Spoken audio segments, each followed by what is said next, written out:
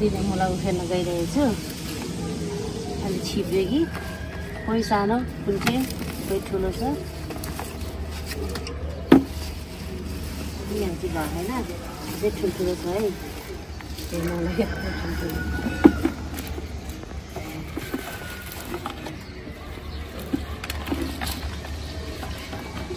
छिप्पिन्छ त्यही भएर छिपिहाल्नु।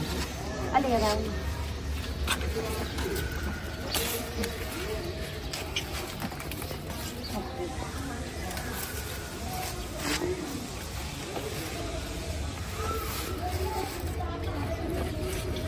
कस्तो मजाले यसपालि चाहिँ मुला मजाले भयो क्या। अर्कोपट्टि नि छ अलिअलि। यहाँ चाहिँ यति निस्क्यो। हेर्नु होला है कति निस्किँदो रहेछ सबै। उता जाउँ। एउटा छ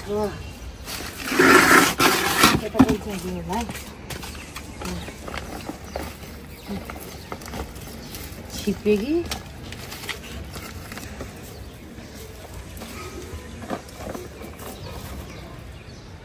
के हुन्छ अब।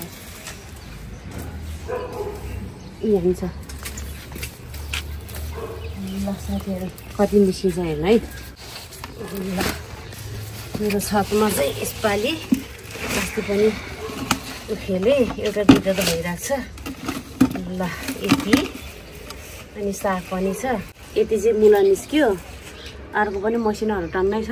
अनि यता के भन्छ थाइपालुङको थिपम है।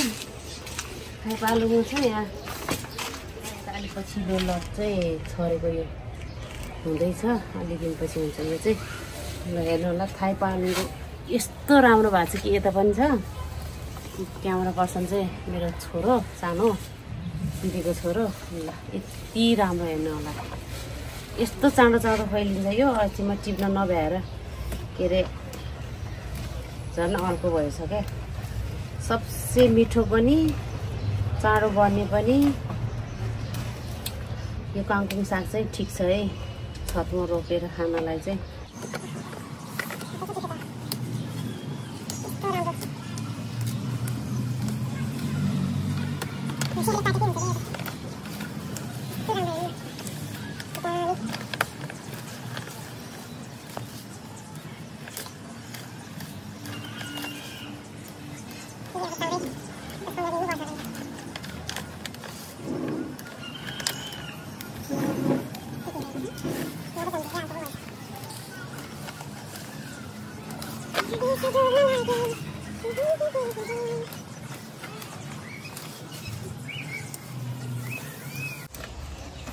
धेरै आलु भएछ।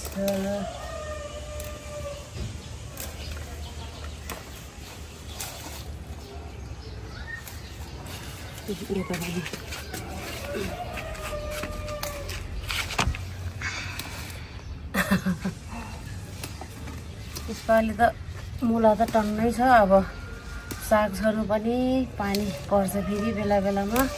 फुर्सद पनि छैन। कति ठाउँमा काम गर्नु। अचार पनि बनाउनु पर्छ।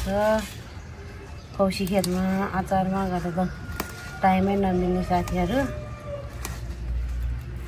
ल यति निस्क्यो। एक छाक त 4-5जनालाई यति भइ नै हुन्छ क्या। यस्तो दामी खानालाई छिपिसक्यो। कुखुरा सुखुरा छ भने कुखुराले खान्थ्यो होला। यो चाहिँ अब म सायद किम्ची बनाउने प्लान चाहिँ छ। हेर अल्छी लाग्छ क्या फेरि बनाउन नि। लगेर अस्ति पनि त्यत्तिकै राखेको छु। अचार बनाएर खान नि झ्यालाउने कि काम धेरै भएको भएर खाना पकाउन नि झ्याउ लाग्छ कहिले कहिले त। जस यो पालि चाहिँ राम्रो भयो मुला चाहिँ।